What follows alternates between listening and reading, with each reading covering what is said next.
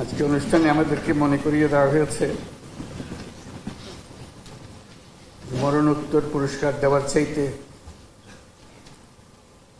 জীবদ্দশায় পুরস্কারটা পেলে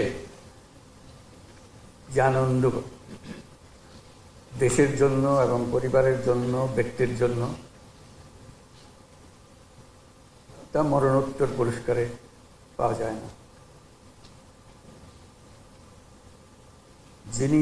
যাকে আমরা সম্মান দেখাচ্ছি তিনি আমাদের সঙ্গে নেই।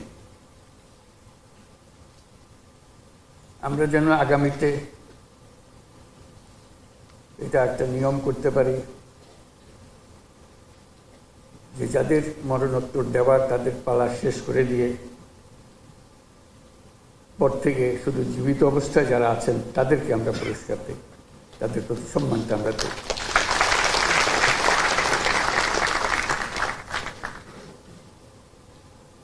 তারা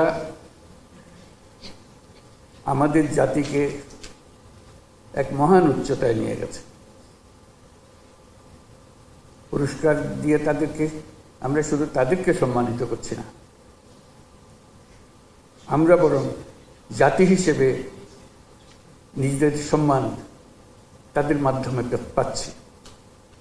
তারা প্রত্যেকেই আন্তর্জাতিক ক্ষেত্রে বহুল পরিচিত। তারা সারা জাতির জন্য অনেক কিছু দিয়ে গেছেন। তাদের কথা, তাদের জীবদ্দশায় আমরা স্মরণ করতে না পারলে আমরা একটা অকৃতজ্ঞ জাতি হিসেবে চিহ্নিত হয়ে যাব। আমরা চাই যাদেরকে আমরা এই সম্মান দিতে চাই যথাসময়ে সেটা যেন আমরা দেই।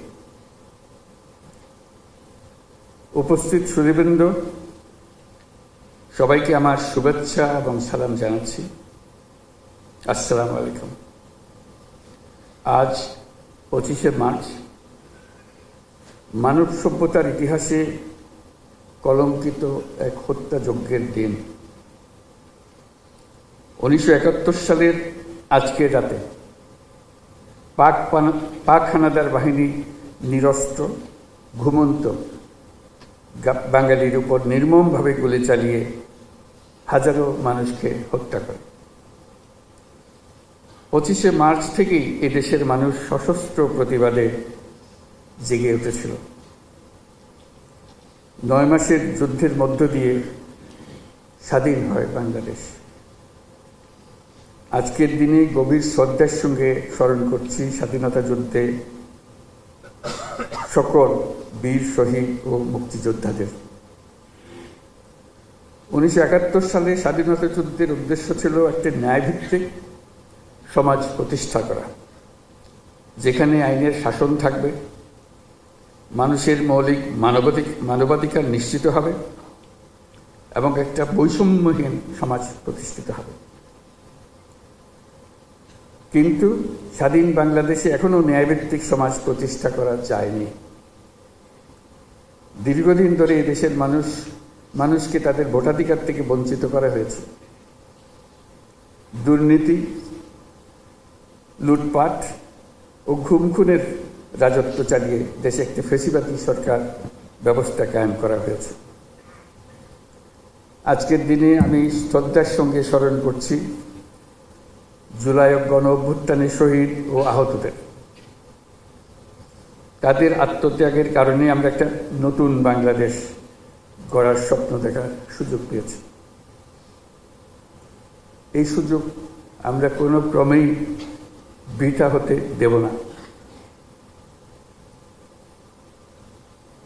সুধীবৃন্দ, কৃতিত্বপূর্ণ অবদানের জন্য এই বছর অন্তর্বর্তী সরকার 6 জন বিশিষ্ট নাগরিককে মরণোত্তর স্বাধীনতা পুরস্কারে ভূষিত করেছে। তারা সবাই বাংলার সূর্য সন্তান। অধ্যাপক জামাল নজরুল ইসলাম একজন বিশ্ববরেণ্য বিজ্ঞানী। পৃথিবীর নামকরা সব বিজ্ঞানীরা তাকে চেনেন।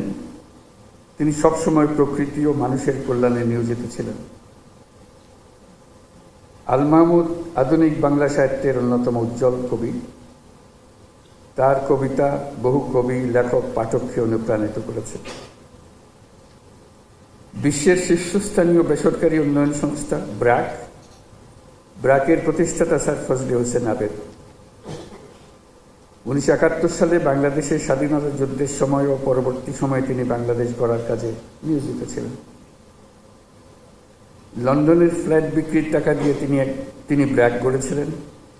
প্রান্তিক গরিব মানুষের জীবনমান উন্নয়ন সহ বহুমুখী কাজে ব্র্যাক এখনও গুরুত্বপূর্ণ ভূমিকা রেখে চলেছে। লেখক ও বুদ্ধিজীবী বদরুদ্দিন ওমরকে রাষ্ট্রীয় সম্মাননা জানাতে পেরে আমরা আনন্দিত ও সম্মানিত। তার সম্মাননা স্মারক আমাদের পরের প্রজন্মের জন্য অনুপ্রেরণা হিসেবে জাতীয় জাদুঘরে সংরক্ষিত থাকবে। বাংলার সঙ্গীত ও আর্টের দুই উজ্জ্বল নক্ষত্র আজম খান ও নবের আহমদ। পূর্ব বাংলায় নবেরার হাতেই প্রথম ভাস্কর্যের উদ্বোধন হয়। তিনি আধুনিক ভাস্কর্যের পথিকৃৎ। আর বাংলা পপ গানের সম্রাট আজম খান মহান মুক্তিযুদ্ধে গান গেয়ে এদেশের তরুণদের অনুপ্রেরণা জুগিয়েছেন। তিনি সমাজের বঞ্চিত মানুষের জন্য গান করেছেন। আজম খান এদেশের হাজারো তরুণ সঙ্গীত শিল্পীর আইকন। যে জেনজি প্রজন্ম জুলাই গণ অভ্যুত্থানে নেতৃত্ব দিয়েছে তাদের অনুপ্রেরণার নাম বুয়েট শিক্ষার্থী আবরার ফাহাদ।